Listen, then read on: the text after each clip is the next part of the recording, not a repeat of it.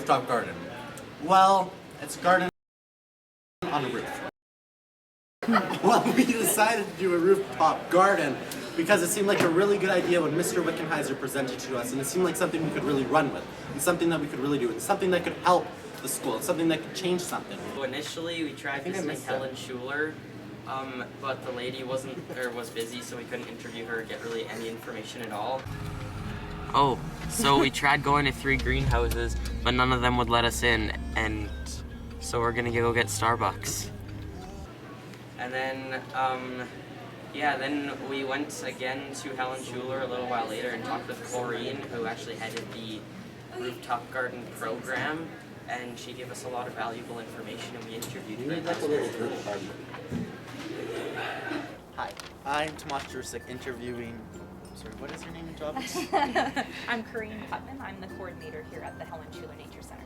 Yeah. Thank you. Yeah. We're just gonna ask some questions about the Helen Nature Rooftop Garden. So, was it difficult? Like, what was the time frame for building this garden? Well, the garden itself, or the roofing system that's been put on here, it was probably about maybe a year in the actual construction project. But we have been working with the roof now for over a year in terms of the actual plants that are growing on it. In terms of the design and the actual, going through the planning process of it, it was a good couple years before that as well. So it's not something that kind of happens, really, really quickly. So yeah. What would you say the function, like, why did the Helen Nature Center decide to design this garden? Yeah, well, there was a couple reasons actually, and the Nature Center actually has 2 different living roof systems on it, and they're both a little bit different from one another. So the one that we're at right now is fully accessible to the public, and it's called an intensive living roof, which the intensive means that there's actually quite a lot of growing medium that's here for the plants to grow in. Now this one here, we really wanted something that was fully accessible, so that really for us it allowed us to have an additional programming space that didn't actually have a footprint on the ground. So part of our mandate is to help preserve and conserve the land base that we are on, the nature reserve here. And so by adding this additional programming space on top of our existing programming spaces below, we were able to get extra space for school programs, for the public, for meeting and kind of breakout session spaces, for whatever we might want to use this space for. And really it's not impacting the land at the grade level. What type of watering system do you have? So we chose to go with a drip line irrigation. So to irrigate our rooftop garden, we're going to use a drip line irrigation system. And it's basically just a hose with a bunch of holes in it. And it's really easy and cheap. So, and then to feed it, we would use a gravity-fed tank, and it would just run down into the garden. Some other roofs have actually gone without any, thinking that because they're native prairie plants that they're very drought tolerant. They are, but you need to actually give them time to establish. You have to remember, so if we were to be able to look through here, we would see probably about 18 inches of growing medium. Now that seems like a lot, but we actually inside, we have a demonstration of some of the native grasses that grow in this area, and they have root systems that are between 4 and 5 feet deep. Grass. Grass. Energy-wise? Yeah, there's so the question was, energy-wise, what's kind of the savings? There's a lot of benefits to having a living roof system like this. One of which is we save a lot of energy. This helps to keep the building warm. It insulates it in the wintertime, but it also insulates it in the summertime. So we use a lot less energy for cooling in the summer. We use a lot less energy for heating in the wintertime. The other thing that it does, having the growing medium, by having the plants, by having that insulation, it helps to give our roof a lot longer lifespan.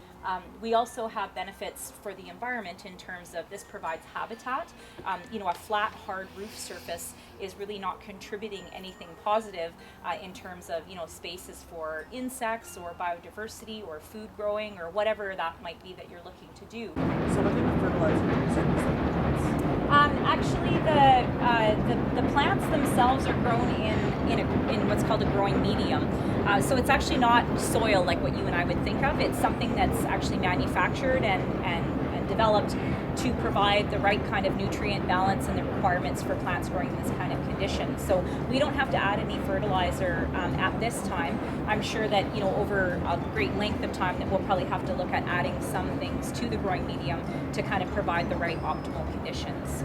Yeah. Would you use any compostables or do you use recycling too? We do recycling. We're not composting and we're not adding compost to the beds at this time.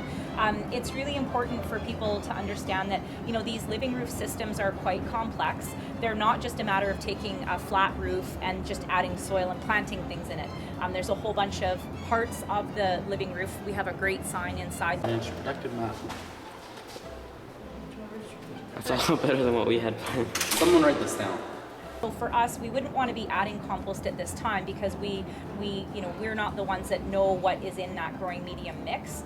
So the company that we used in the development of this roof, they were called, the company named Suprema, and really like the growing mediums are actually quite a trade secret. So there's some things that we know as the basics of there's a bit of this and a bit of that, and then they literally have some of them call it green roof dust or the special sauce or whatever it is, but it's kind of that little extra something that the companies that develop these systems know works with certain kinds of plants. Would you recommend any tips or advice as we go forward with the designing of our rooftop garden? Yeah, well, certainly, if you guys have a flat roof surface, it's a prime candidate for sure for, and there's a lot of different kinds of ways that your school could go. You can look at something that's maybe more like an intensive green roof, like what I'll show you in a minute on the other side.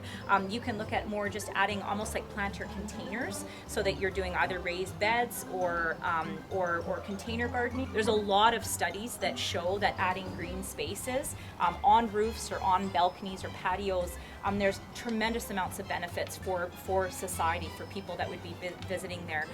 It helps to calm people, it helps people to concentrate longer, it improves volunteerism. People kind of feel a part of a community, and it helps to obviously, in food production, local food growing, like there's so many benefits. So it's something that I would really encourage your school to look at and just start with the basics of, so here's what we have, let's see if we can find somebody that can come in and give us some recommendations that actually from an engineering point of view would be able to give some good recommendations, and then look at what your options are from there, because you'll probably have a few options that you can propose. So can you tell us the difference between this intensive roof and the extensive? You bet. So this living roof uses what's called an extensive system, and the extensive means that it's just a lot shallower of growing medium. So there's anywhere between in the extensives anywhere between 2 and about 6 inches of growing medium, and this roof probably has around that 4 to 5 inches. So would you recommend us growing our root vegetables and a different variety of vegetables, whether we do an intensive garden or an extensive? I think you would really have to look at what type of plants you're looking at growing, and that's really understanding what the plants need and then providing the right kind of environment for them. And if you're looking at growing food and growing something that you're going to be harvesting a lot, then really you might be looking at something that's more in containers, and then perhaps something like this could be a patch that maybe you're growing some onions or things like that. But the only thing that you have to take into special consideration is if you're going in and then digging things out and planting things in, you'd be looking at probably a slightly different setup than what we have here. So besides the rooftop garden, we decided to tie in a compost and recycling program as well as a greenhouse. The compost and recycling programs are pretty much theoretical at the moment because we'd have to work more closely with the school administration to set them up. But we do have the specs for the greenhouse and what we're going to grow. So we decided to grow things like strawberries, rhubarb, blueberries, some other vegetables, things that the students might actually want to eat, except for probably the vegetables. Alright, so 3 jobs that are related to a rooftop garden are construction workers, coordinators, and gardeners.